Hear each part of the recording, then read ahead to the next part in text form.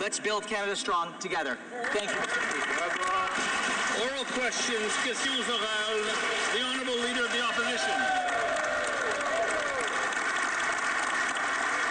This Liberal government is doubling down on its insane ban on gas-powered vehicles. The latest Liberal overreach kicks in next year, and soon your favorite car, truck, and van will be illegal. But this mandate is already driving up prices. The average price of a new car is $67,000. Used cars are approaching $40,000, and this Liberal mandate will add an additional $20,000 per vehicle. They've already priced working Canadians out of the housing market. Why are they pricing working Canadians out of the ability to buy a vehicle as well? The Honourable Minister of the Environment and Climate Change. Speaker, first let's start with the facts, which is there is no ban on gas-powered vehicles.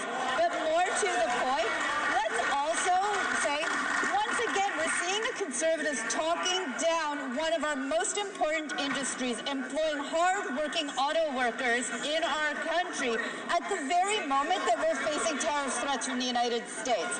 I find it rich that they're choosing to take this position instead of talking up a growing and important industry. We stand with our auto workers.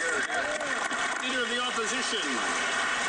There absolutely is a ban. It starts to come into effect next year, and it will absolutely devastate the auto sector here in Canada. The auto sector is already under fire from unjustified U.S. tariffs and the PM's inability to get a deal, but GM, Ford are all saying that this ban will kill jobs. In fact, a new report says that this ban on gas-powered vehicles will kill 90,000 auto jobs. Wow. Instead of sending even more jobs to the U.S., why not end the ban on gas-powered vehicles and let Canadians decide what kind of vehicle they want to buy? The Honourable Minister of the Environment and Climate Change. Mr. Speaker, it's nice to hear that they're finally recognizing that we're talking about an industry that's facing unjustified tariffs from the United States. But let's also talk about how our auto sector is important. We need to support it in this moment. It's creating good-paying union jobs in our country. And the EV standard actually makes sure that new electric vehicles are available to Canadians. They're cheaper to operate, they're cheaper on upkeep, and Canadians want to be able to have access. The Honourable Leader of the Opposition. You don't have to allow Canadians to buy one type of vehicle by banning their ability to buy the ones that they actually want. But, you know, this is raising a lot of questions. Canadians, auto workers, Ford, GM, they all don't want the EV mandate, but the Prime Minister is intent on pushing it through. Why? Well, right before becoming Prime Minister, he was chair of Brookfield, and he advocated for a ban on gas-powered cars. Brookfield is heavily invested in the EV supply chain, yet this Prime Minister refuses to reveal his financial interests or self-admitted conflicts. Isn't it true that this isn't about the environment, this is about the bottom line for Brookfield?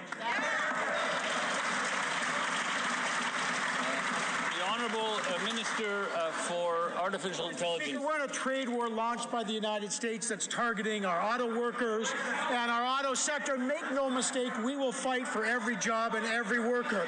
We have invested in the auto sector, including the EV sector, to build good jobs in places like St. Thomas, where the Amino Corp is employing people.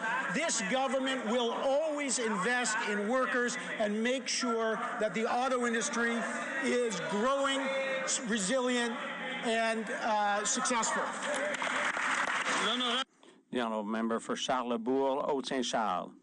Mr. Speaker, every time this Liberal government proposes new environmental measures, it's either a tax or a requirement. They want to ban the sale of gas-powered vehicles, which will cost Canadians 50,000 jobs. They want to punish Quebecers who choose a gas-powered vehicle by imposing a $20,000 price hike, even though they know the average price of a new car is already $67,000.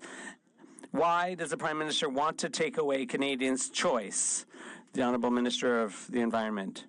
Mr. Speaker, let's begin by saying we're not banning those vehicles. Secondly, in Quebec, in his riding, there are already regulations to ensure that Quebecers have access to EVs. So even in his riding, there are already regulations in place. The Honourable Member for Charlebourg, Haute-Saint-Charles. I'd like